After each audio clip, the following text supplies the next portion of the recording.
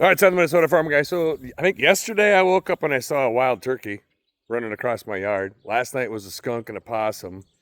Deer, they're always in my yard. But this was kind of cool.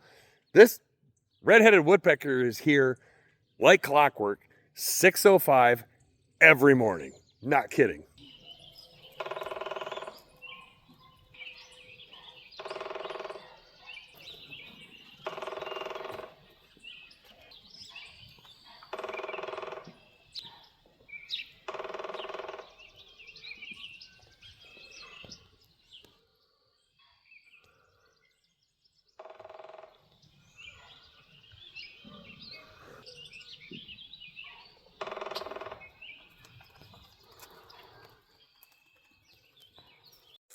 Yeah, I know it's a stupid woodpecker. I get it, but I go through life Mach 7. So every now and then it's kind of nice to just stop and slow down and say, you know what, God, there's so many creations around that you've made that I take for granted every day.